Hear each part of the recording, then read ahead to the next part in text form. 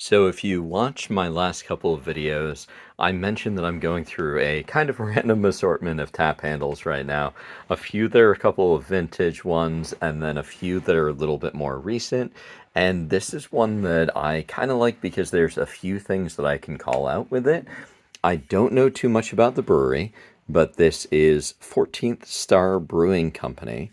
I'm not sure where they're based out of, but we can cover a little bit about the tap handle. And with the tap handle, we've got this kind of angled rectangular shape. So you'll see it's slightly smaller at the bottom there, and then it angles up, and then you kind of have that angled in there as well.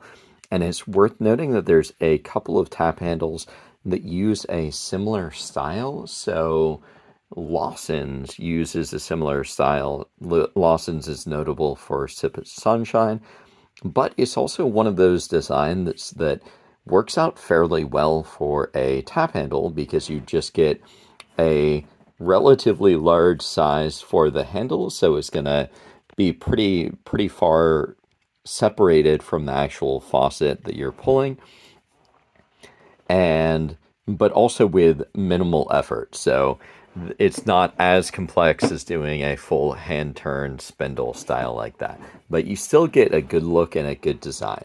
You'll notice this one does have that little mark there from some pen. I'm sure that when it was in somebody's bin with other tap handles, they probably accidentally marked that up. But aside from that, it's wood, so these are generally going to be pretty durable. Because this is wood, that means that there should be a hanger bolt going in here that attaches to the ferrule here.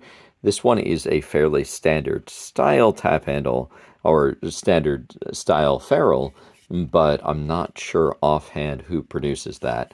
But that is a common, similar to the common ferrule, but slightly different. Another thing that I really wanted to point out, just because it's kind of cool as far as a production standpoint, is the topper. So, first of all, this isn't easy to kind of like move or remove. And so that means that most likely, if we're looking there, that's most likely a wooden dowel that goes between the handle portion and the topper. And if it's a wooden dowel, then they most likely would have done some wood glue to keep that on there fairly securely. So that means you'd expect this to be the standard shape. And then the other thing as well is just the design of this topper section. So with this topper section, you do get some great detail on here. You've got the 14 star name, you've got these stars going around, and then you also have this kind of hop pattern, so that should be the hops, and then that's some type of a leaf. I don't know if that's specifically a hop leaf. If anybody does know, let me know. Another thing that's great to note about this is just the detail on it. So this is fairly detailed. My best guess is this was probably produced with a laser, but with items like these, they're likely produced with either a laser or with a router. So with a router, you can kind of drill that out. A lot of times when we're seeing the more detailed, more intricate work, oftentimes that'll be with a laser. And then it's cut out on the edges. So once again, that's something that could have been done with a router. It could have been done by hand, or it could have been done with a laser. If it was done with a laser, then they would have done some finishing work to get any of the burn marks off. But just cool tap handle. It's great to be able to take a look and see how people are producing the different ones.